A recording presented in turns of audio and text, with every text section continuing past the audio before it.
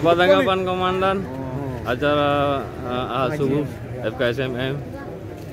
Alhamdulillah baik, ramai, takbir, Allahu Akbar.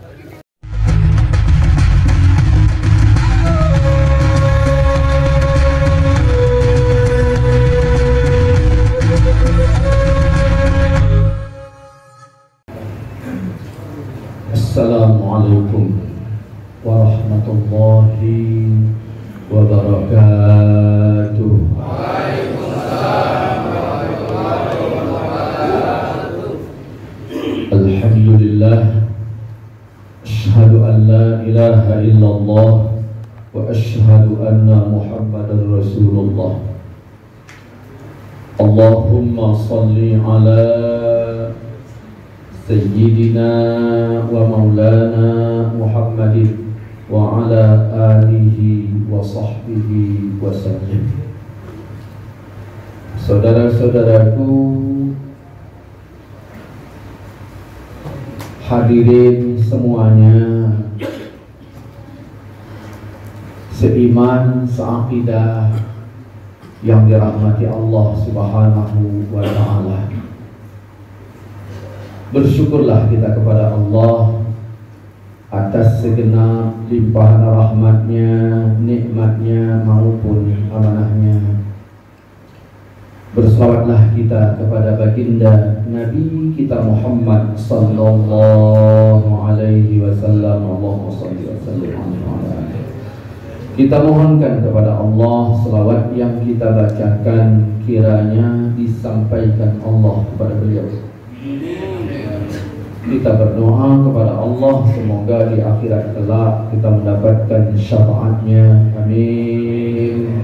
Amin ya rabbal alamin. Kita berdoa kepada Allah semoga Allah membukakan hati kita, Allah berikan kita taufik dan hidayahnya, Allah tetapkan kita pada jalannya. Mari kita mulai kaji kita dengan membacakan Ummul Quran Al-Fatihah.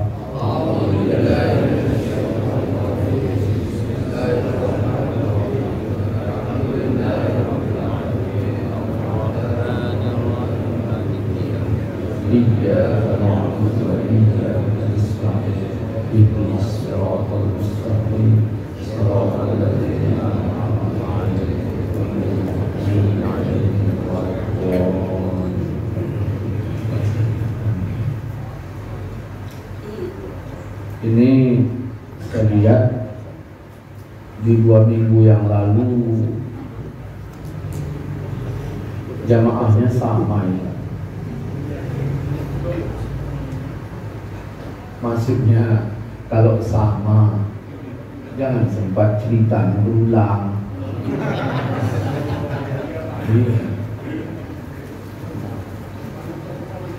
Pengajian yang lalu saya menjelaskan di dalam Quran ditemukan ayat yang membuat kita terpecah belah. Itu di pertemuan yang lalu. Di sisi lain ada ayat mengatakan berpegang teguh kalian kepada agama Allah semuanya, jangan berpecah belah. Ternyata ditemukan ayat yang mengarahkan kita untuk terpecah belah. Itu pembahasan yang lalu. Cuman hari ini pembahasannya apa? Saya nggak tahu. Macam mana ini? Bukan kajiannya. Lanjutkan kajiannya. Ini deh. Mau dilanjutkan sampai mana titiknya kemarin saya pun lupa. Nah. Jadi oke, ada permintaan ini? Ya sudahlah. Jadi pembahasan kita yang lalu, ketika orang memegang Baqarah 62, ya, dia punya pemahaman bahwa kafir pun sederajat dengan Islam. Kenapa? Yahudi, Nasrani, Sabi'in Jadi orang kita, orang beriman, Yahudi, Nasrani, Sabi'in. Nah, 4 ini syaratnya 3. Al-Baqarah 62 tawarkan. Beriman kepada Allah, beriman kepada akhirat, amalnya baik. 3. Dia dapat pahala di akhirat tak rugi. Ini menunjukkan sederajatnya Nasrani dengan kita. Sehingga orang yang memegang ayat ini cenderungnya menjadi liberal. Ya. Bagi yang memegang Ali Imran 85, wa man yabtaghi ghairal Islam, siapa mencari agama selain Islam, agama tak diterima darinya, maka dia akan sinkron nanti dengan Al-Hujurat ayat 7. Ketahuilah di kalangan kalian ada Rasul, kalau Rasul mengikuti kemauan kalian, kalian susah. Tetapi Allah menjadikan kamu cinta kepada keimanan, dan iman itu indah dalam hati, serta menjadikan kalian benci kepada 3. Apa itu? Kekafiran, kefasikan, dan kemaksiatan. Tapi kalau disinkronkan dengan Baqarah 62, nah di sini nggak ketemu. Ternyata bagaimana penjelasannya? Ada ayat yang dinasakh, ya, oleh karena ada ayat yang lain. Maka di situ masalahnya. Ketika kita memegang ayat-ayat yang sudah dinasakh, berarti di sini kita sesatnya. Kesesatannya itu bagaimana? Mengambil ayat yang seharusnya hanya dipahami itu ayat Allah, tetapi dijadikannya itu untuk hukum sekarang. Nah, di situ sesatnya. Jadi orang yang Al-Quran belum tentu dikatakan dia itu benar. Begitu. Jadi makanya ma'rifat itu didefinisikan al-jazmul mutabiqu an dalilin, sebuah jazam muafakat dengan benar serta ada dalil. Pertama yakin, baru dikatakan dia ma'rifat. Yang kedua benar. Yakin belum tentu benar loh. Nah, pertama yakin, yang kedua benar, yang ketiga ada dalil. Orang yang berdalil pun belum tentu benar. Wah, saya tanya, ada apa?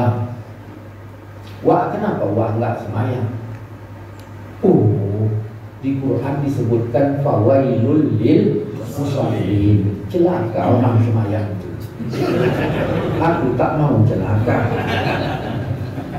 Pak Cik kenapa sholat? Ya, kan disebutkan dirikan sholat, maka aku sholat. Atuk kenapa dulu sholat sekarang tidak? Ada Quran mengatakan wa'bud rabbaka hatta ya'yakal yakin. Sembahlah Tuhanmu sampai kau yakin. Dulu waktu atuk masih muda, atuk belum yakin, atuk semayang. Sekarang atuk udah yakin, maka tak semayang lagi. Pakai ayat. Jadi al-jazmul mutabiqu an dalil. Yakin jazam, mutabik ada dalil. Maka di sini dia tolak ukurnya, pengujiannya di sini.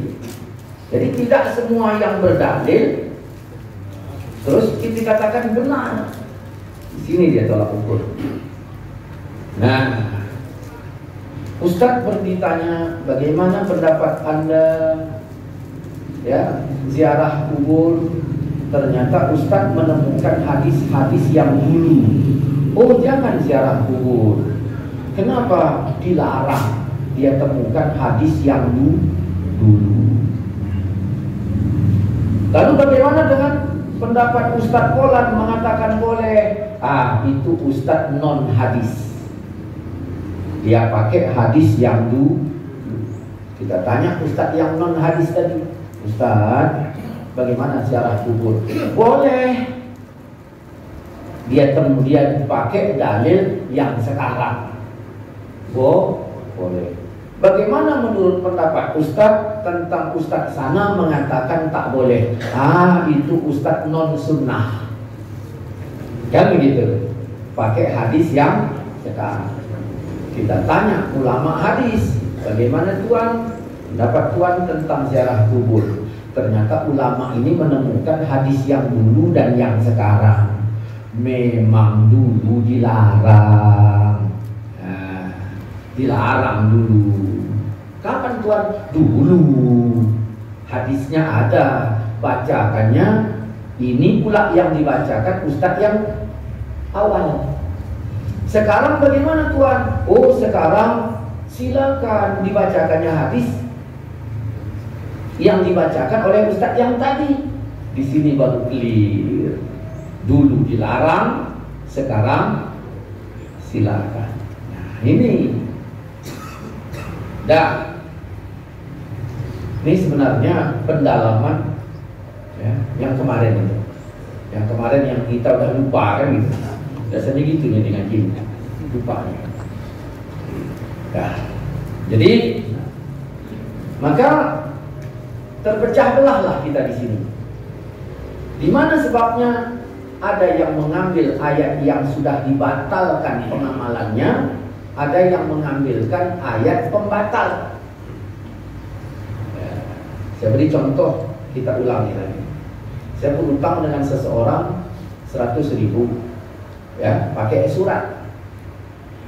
Sekarang, ya minggu kemarin udah saya bayar 50.000, pakai surat juga.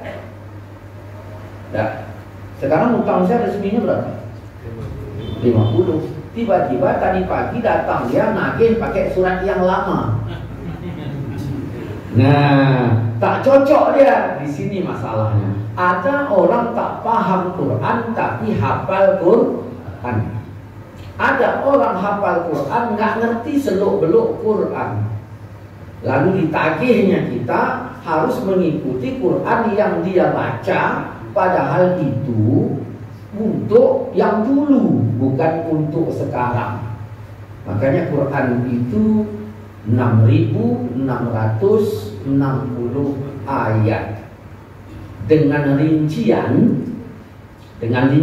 ini yang harus jeli. 1.000 perintah, 1.000 larangan, 1.000 janji pahala, 1.000 janji dosa, kisah 1.000, perbandingan 1.000, total 6.500, halal haram 6.500, 100 doa dan tasbih 6.600, 60 nasikh dan mansukh. Maka total 6.660. Nah, ada lagi Ustaz, kita tanya, Ustaz, saya mau nanya masalah akidah. Akidah yang mau saya tanya. Bagaimana jawaban yang sebenarnya tentang Allah? Karena saya melihat di pasaran Allah itu ya, yang satu mengatakan Allah bersemayam di arasy, yang satu Allah itu tidak bersemayam, dia berdiri sendiri. Kira-kira bagaimana? Ustadz yang satu menjawab pakai Quran. Aku berpendapat Allah itu berdiri sendiri. Qiyamuhu ta'ala binafsih. Ini mohon maaf, dari tadi udah saya tahan, nggak tahan saya. Ya, nggak tahan. Allah itu berdiri dengan sendirinya, tanpa ada sesuatu besertanya. Allah itu sendiri. Kira-kira ada dalilnya Ustaz? Ada. Apa itu? Innallah la ghaniyun 'anil alamin. Allah itu terkaya dari semesta alam. Maksud terkaya di sini nggak butuh alam. Allah nggak butuh. Alam itu jadid, Allah qadim. Ketika Allah belum menciptakan alam, Allah itu di mana? Berserta siapa? Tak ada Allah itu sendiri. Allah bersifat sempurna. Kalau qadim dulu, ya qadim juga Allah sekarang. Kalau dulu tanpa arah dan tempat, sekarang juga Allah dengan sifat sempurna dan qadimnya itu tanpa arah dan tempat berdasarkan dalil yang tadi. Oh begitu ya? Iya. Tanya Ustaz satu lagi. Ustaz setuju dengan pernyataan Ustaz yang kemarin, Ustaz yang satu kemarin? Oh tidak. Kenapa tidak? Karena Allah menginfokan tentang dirinya alal arsyistawa, Tuhan di atas aras istawa, bersemayam. Oh begitukah? Iya. Jadi menurut Ustaz bagaimana? Allah bersemayam di aras. Dalilnya Toha ayat 5.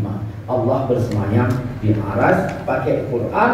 Allah tidak bersemayam di aras juga pakai Quran. Kan gitu ya. Nah, kenapa bisa demikian? Nah, yang satu pakai dalil muhkamat, laqadiyun anil alamin. Yang satu pakai dalil mutasyabihat. Nah, di sini dia. Liberal pakai dalil ayat yang dinasakh, kita pakai nasihnya.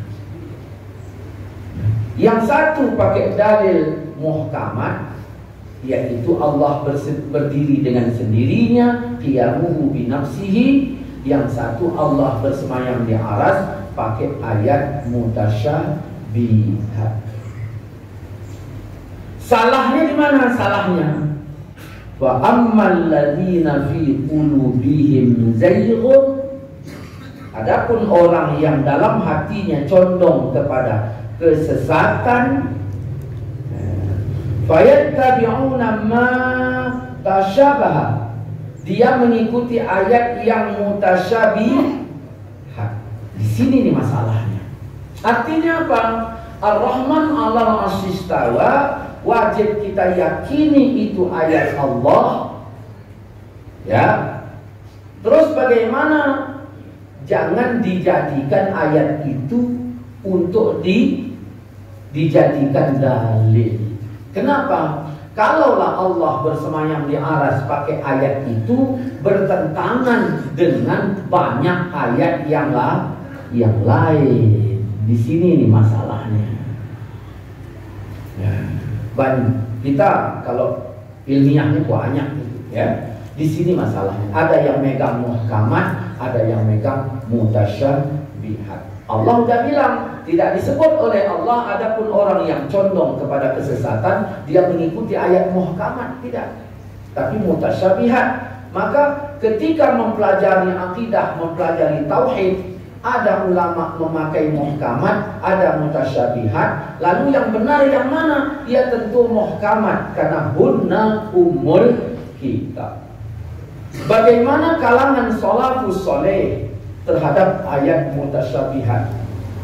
Dia warasikhuna fil ilmi, orang yang mendalam ilmunya, dia meyakini ini dari Allah, selesai. Maka disebut tafwid. Makanya ulama salaf dulu, Ar-Rahman, Allah yang Maha Pengasih, alal arsy, di atas aras, istawa, titik. Allah istawa di aras, titik. Tidak ada yang lain. Nah, tidak dia keluarkan satu makna pun istawa itu dari sekian banyak makna istawa, tidak dikeluarkannya. Itu namanya tafwid. Nah, orang sekarang tafwid tapi nanggung, sama seperti ngangguk tapi geleng. Bisa kita pergi besok. Nah, ini susah. Nah, tafwidnya mana? Dia bilang kami ya udah tafwid aja, yakin kepada Allah, terserah Allah. Nah, bocornya di mana? Allah bersemayam. Dikeluarkannya kata semayam. Kalau salafus soleh tak dikeluarkannya kata semayam. Allah itu istawa alal arsy, titik. Istawa alal arsy, titik. Di situ bedanya, ya, salaf yang salaf sekarang ini, yang ngaku salaf dengan salaf dahulu. Mari kita cek kata Imam Malik. Al istiwa maklum, kata Imam Malik. Bersemayam itu maklum. Istiwa maklum, bukan bersemayam, istiwa maklum. Ya. Istiwa itu maklum. Istiwa hanya maklum. Kenapa? Dia ayat musamar, mutasyabihat, banyak maknanya. Tergantung kata-katanya. Nah, di dalam Quran juga begitu. Nah, kaifiyatnya majhul. Kaifiyat istiwa majhul. Soal bertanya tentangnya bid'ah. Ini kata Imam Malik. Lalu kata Imam Malik ini dinukil oleh orang yang ngaku saat ini salafi. Dinukil, diambil. Dia tidak seperti Imam Malik. Kalau Imam Malik tadi apa? Istiwa maklum. Orang yang ngaku salafi sekarang berkata bersemayam maklum, bukan istiwa. Saya kasih contoh. Kak, mak di mana? Di dapur. Saya tanya apa? Mak di mana? Di dapur. Ngapain mak di dapur? Saya tanya. Di dapur maklum. Kata-kata. Ya, kaifiyat di dapur majhul. Begitulah istilahnya. Bertanya bid'ah. Oke, saya simpan bahasa kakak. Datang atuk, makmu mana? Kalau pakai bahasa kakak apa? Di dapur. Saya keluar dari bahasa kakak. Mak masak di dapur. Nah, tidak lagi menjadi mutasyabihat dia. Mak masak di dapur. Atuk nanya, masak apa makmu? Saya kembalikan lagi ke bahasa kakak. Masak maklum. Nah, nggak bisa. Di sini gagalnya orang salafi berakidah. Gagal di sini. Ya. Berakidah dari sini gagal. Total itu gagal.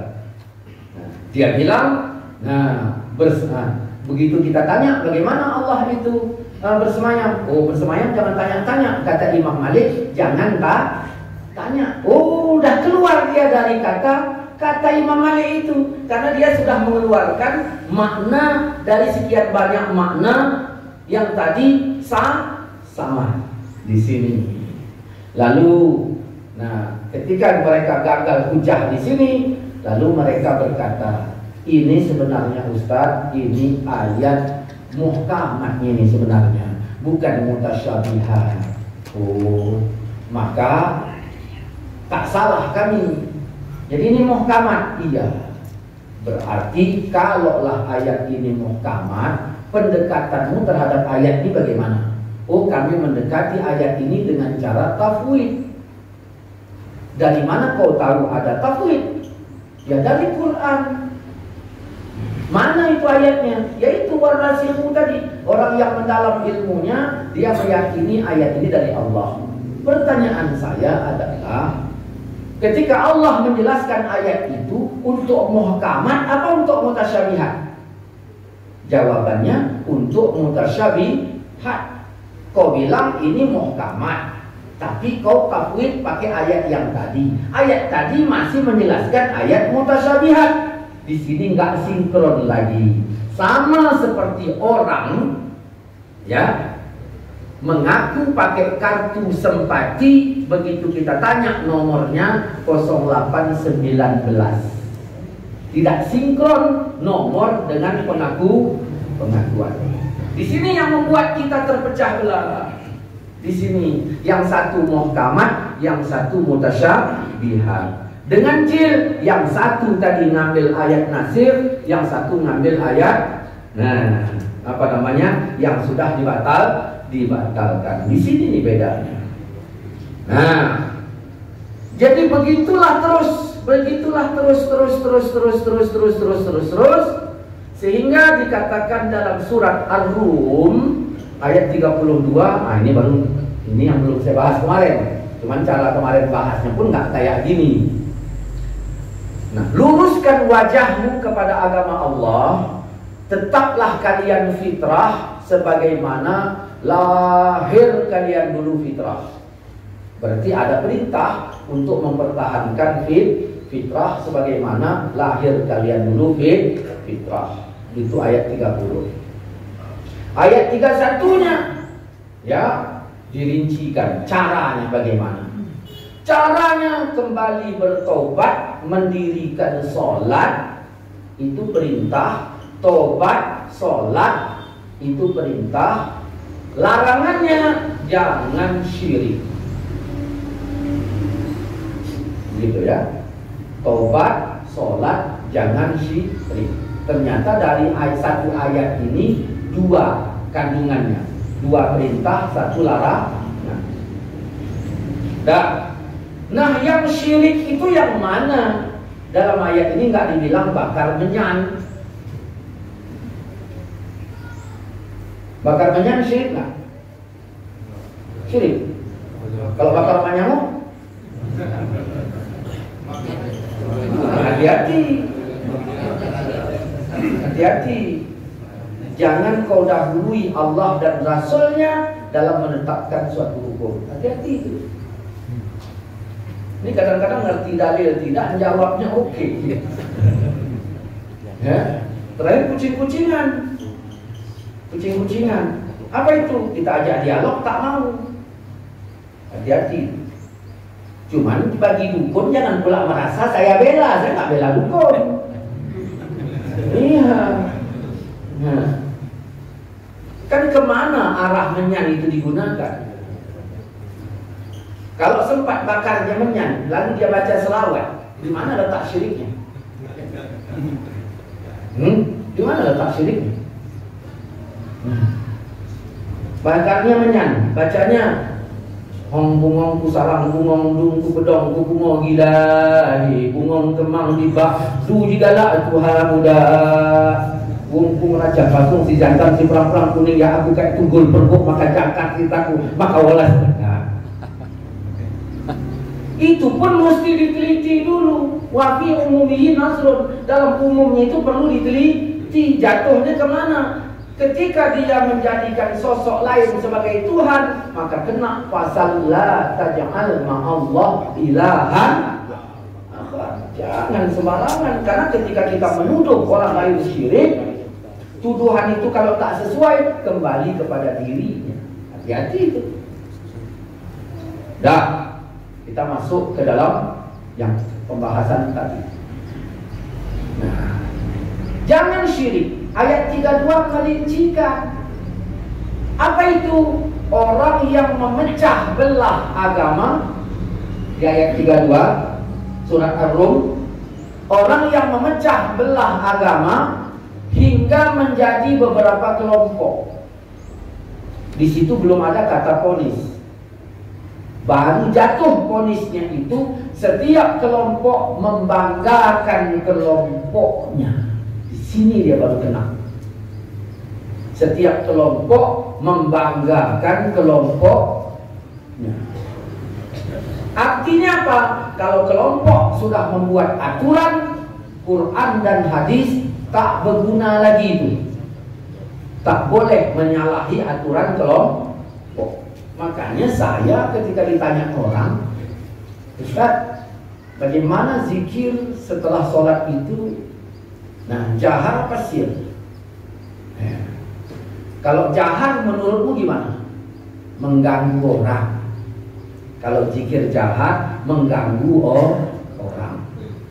Oke, saya tanya, itu mengganggu orang menurutmu apa menurut agama? Kan gitu. Karena dia bukan nabi.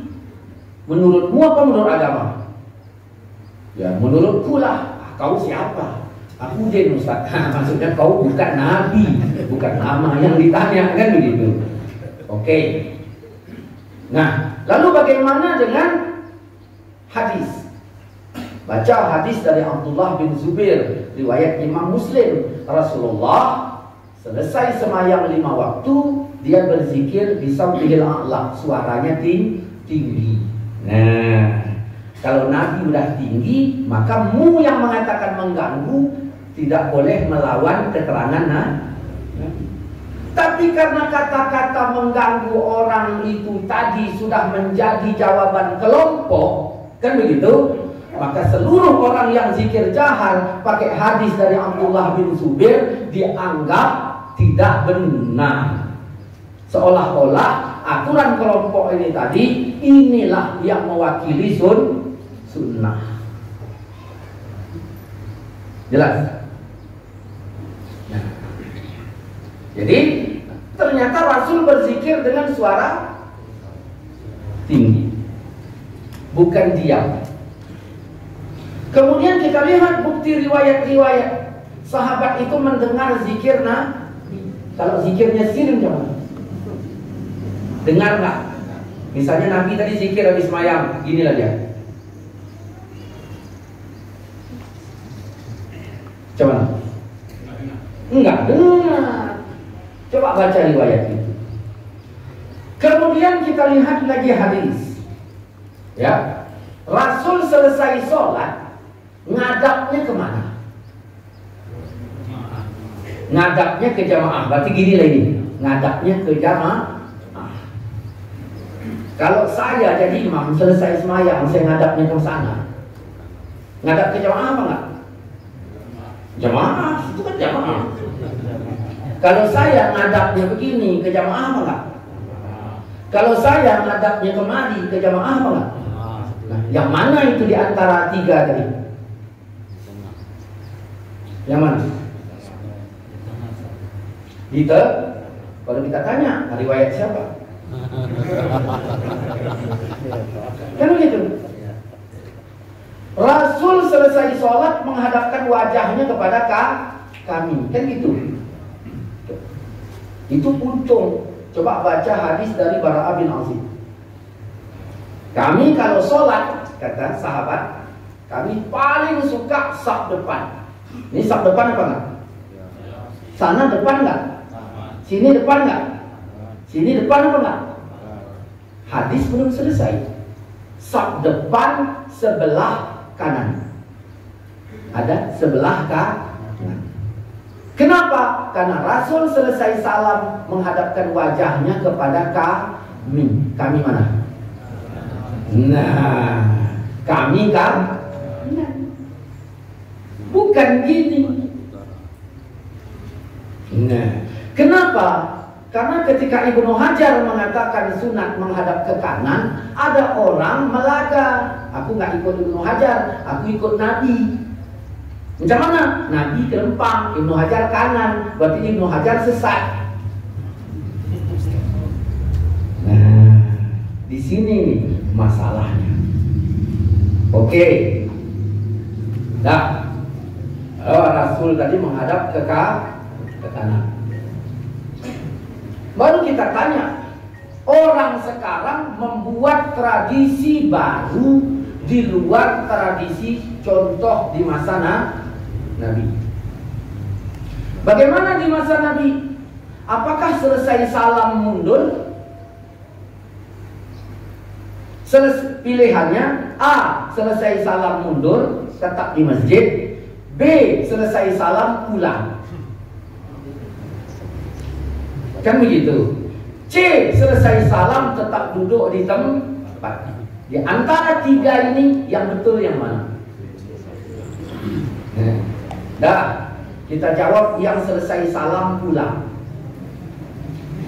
Itu disebutkan dalam tafsir Ismail Haqqi, ketika Sa'labah menjadi rutin selesai salam pulang. Apa kata Nabi? Hei Sa'labah, kata Nabi, bisa dilihat itu dalam surat Taubah, dalam tafsir Ismail Haqqi itu.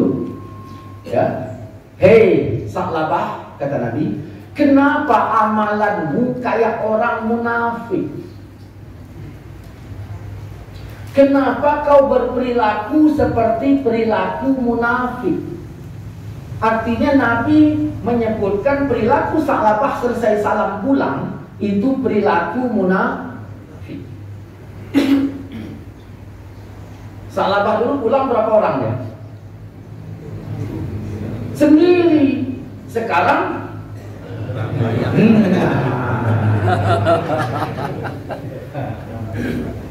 Banyak salah. di sini. Berarti A yang pendapat selesai salam pulang tak cocok dengan sun. Enggak. Baru yang B. Selesai salam mundur. Tapi masih di masjid. Kita tanya, apakah itu yang sunnah? Kalau memang itu yang sunnah, jangan 1-2 yang mundur. Mundur semua kita. Iya, karena itu sunnah. Kan begitu. Kita lihat lagi hadis Nabi tentang keutamaan orang yang duduk di tempat semayangnya. Allazi shalla fihi. Ya, para malaikat di langit berdoa untuk orang yang menetap di tempat semayangnya. Selama dia duduk di situ, malaikat berdoa di langit 3. Allah marhamhu, ya Allah sayangi dia, ampunkan dia, terima tobatnya. Malaikat tahlil di langit sana miliaran jumlahnya. Kalau di sini ada orang meninggal, tahlilnya berapa orang? Hah? Ada 100. Datang 100, bingung yang punya rumah, lontong tak cukup. Malaikat nggak minta lontong, hanya dia minta duduk di tempat semayang, duduk di situ. Jutaan miliaran malaikat berdoa, ya Allah ampunkan dia, sayangi dia, terimalah tobatnya. Itu keutamaan. Begitu Nabi menjelaskan keutamaan menetap di tempat duduk semayang, selama dia duduk di situ, malaikat berdoa. Kira-kira kalaulah sempat sahabat yang mendengarkan cerita Nabi ini tadi, selesai semayang langsung mundur, kira-kira Nabi ridho apa enggak? Mikir gitu. Kan Nabi bilang, siapa yang menetap di tempat duduk semayangnya, malaikat berdoa. Doanya, ya Allah ampunkan dia, sayangi dia, terima tobatnya. Oh gitu ya Rasul? Iya. Oh, ternyata selesai salam mundur semua. Ini hitung membangkang apa hitung ridho ini? Nah, berarti yang kedua udah. Tinggal yang ketiga, otomatislah sahabat tadi pun duduk.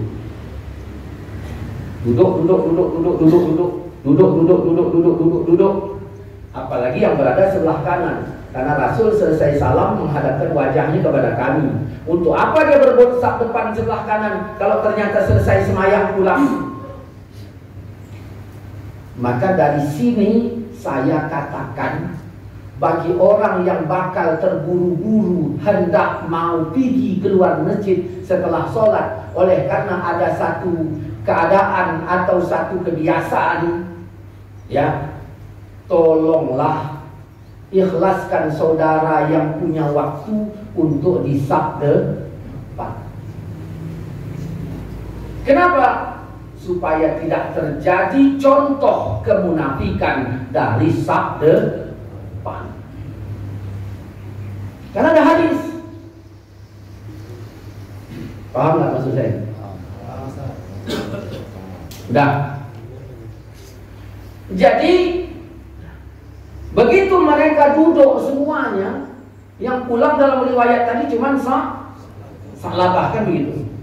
Ustaz, dalam riwayat yang kubaca ada satu lagi, dalam 2. Dalam riwayat ada lagi yang lain lagi, 3. Ada lagi 4, ada lagi tak ada, berarti kan cuma 4. Kan begitu. Cuman kan ada apa enggak yang 3 lagi tadi? Duduklah mereka. Sahabat ini pencontoh Nabi apa enggak? Sahabat pencontoh full dibandingkan kita. Lalu Nabi selesai semayang baca apa? Allahumma antas salam, dibaca Nabi.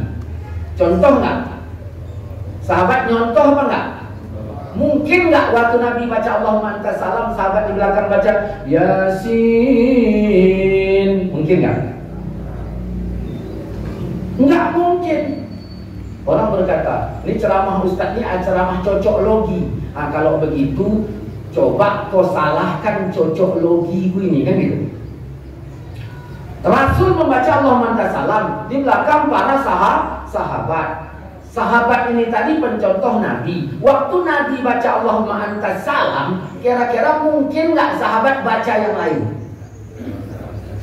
Kalaupun mungkin, tetap membaca yang dibaca Nabi lebih afdol. Kalau begitu, apakah bukan zikir berjamaah namanya? Itu. Apakah bukan zikir berjamaah? Kemudian kita lihat riwayat Ibnu Abbas. Apa kata Ibnu Abbas? Suara mereka kedengaran sampai jalan. Kata Ibnu Abbas. Riwayat Imam Bukhari, suara mereka kedengaran sampai jalan. Zaman itu mic udah ada apa belum? Suara kedengaran sampai jalan. Kita tak tahu bagaimana Masjid Nabawi dengan jalan pada saat itu jauhnya bagaimana. Nah, kita lihat lagi dalam riwayat Imam Abu Daud. Waktu Nabi datang ke masjid, melihat Umar zikirnya kuat. Kata Nabi, Umar, pelankan zikir. Abu Bakar zikirnya sir. Abu Bakar kuatkan di. Nah, berarti sedang orang komplain sama saya, Ustaz, kenapa tidak seperti yang diajarkan Nabi? Kenapa? Zikir Ustaz kuat kali mendengar kemarin.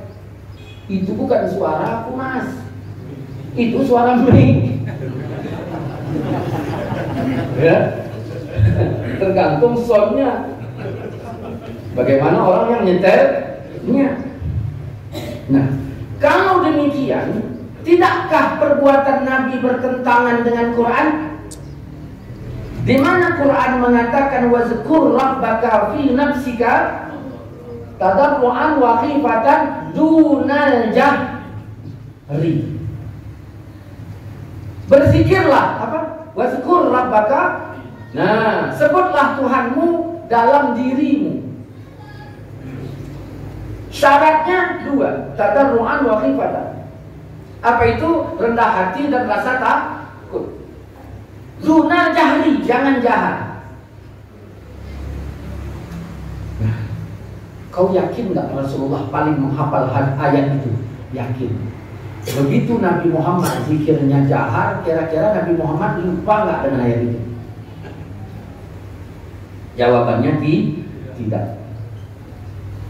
Berarti kalau demikian hadis itu sahih apa tidak? Ternyata sahih. Kalau begitu ayatnya yang salah apa pemahaman yang perlu diteliti? Pemahamannya. Oke. Kapan larangan zikir jahar? Kapan kata-kata dunal jahri itu berlaku? Bil aduwi wal asal. Pagi dan petang. Kan begitu. Pagi tak boleh, petang tak boleh. Berarti selain pagi dan petang boleh. Berarti menunjukkan tidak semuanya dilarang, hanya pagi dan petang.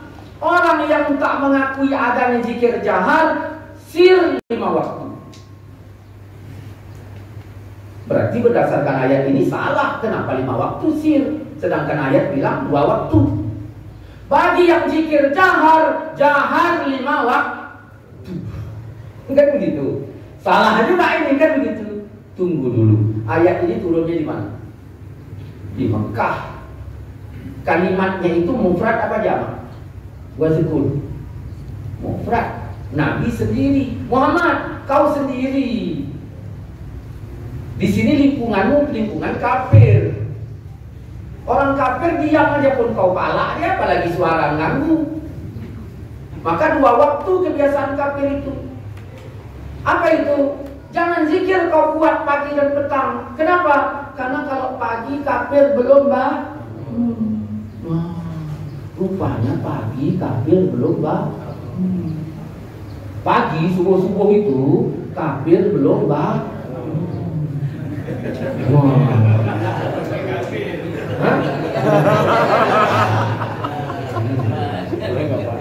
Berarti pagi kafir belum lah.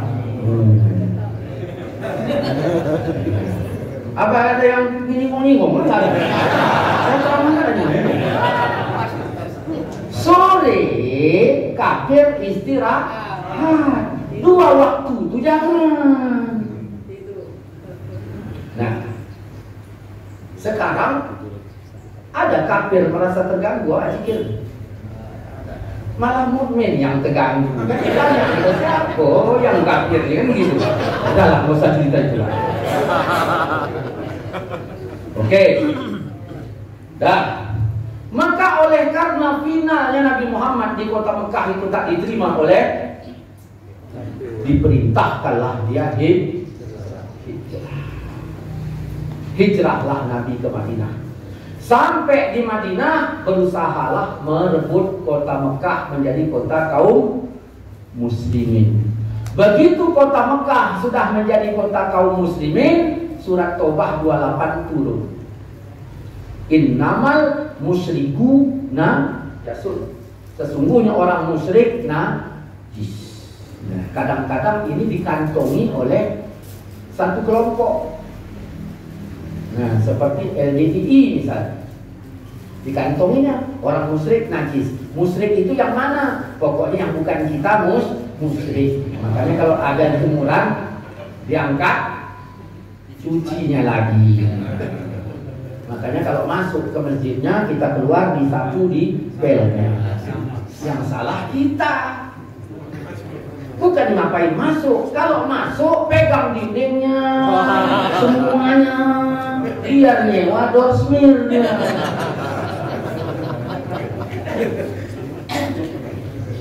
Ya, sering-sering masuk.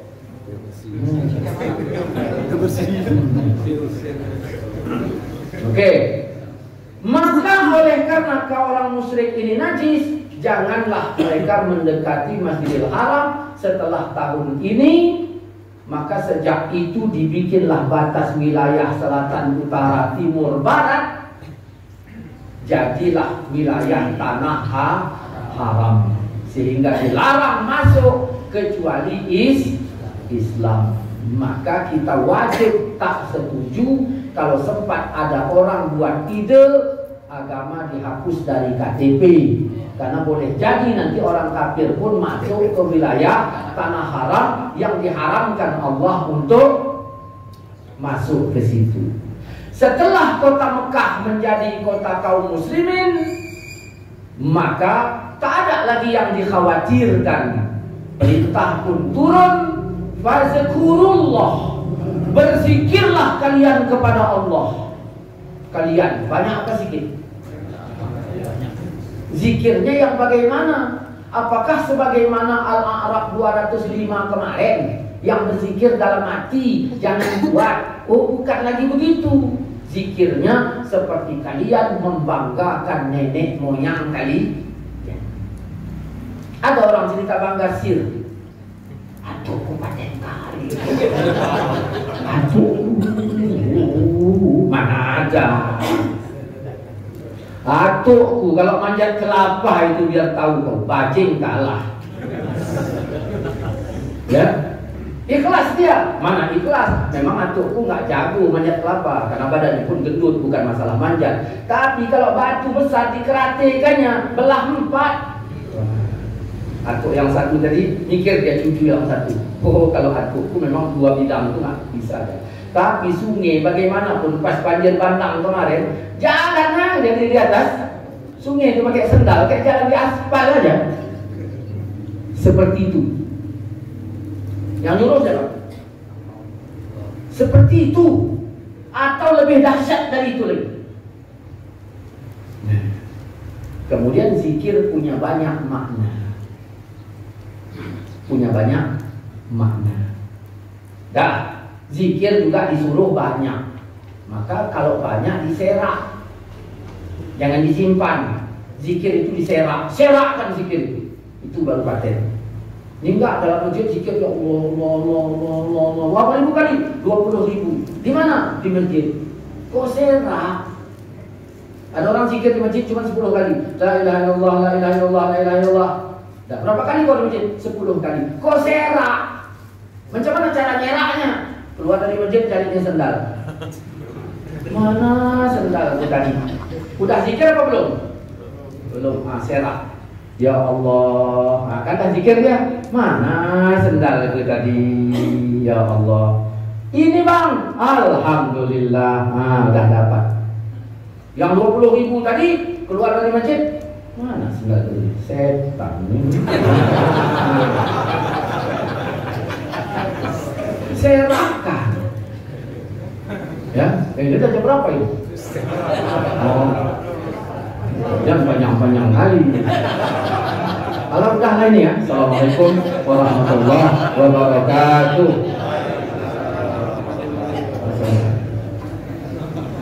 A'udzubillahi minasyaitonirrajim. Bismillahirrahmanirrahim. Alhamdulillahirabbil alamin wassalatu wassalamu ala asyrafil anbiya'i wal mursalin wa ala alihi wa sahbihi ajma'in. Allahumma arzuqna ikhlas wa ja'alna minal mukhlisin. Allahumma arzuqna taufiq wal hidayah wal istiqamah. Rabbana atina fid dunya hasanah wa fil akhirati hasanah wa qina adzabannar. Wa sallallahu ala sayyidina maulana Muhammad wa ala alihi wa sahbihi sallam. Walhamdulillahirabbil alamin. Taqabbalallahu minkum. Assalamualaikum warahmatullahi wabarakatuh.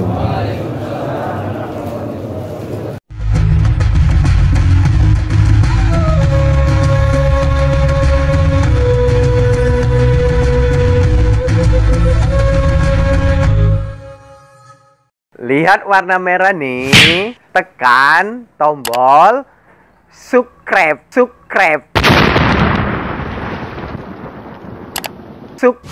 bagikan, share, suka, like, ting tong, loncengnya jangan lupa. Insyaallah, semoga video-video yang ada di Mencium Syariah berguna bagi sahabat dakwah. Assalamualaikum warahmatullahi wabarakatuh.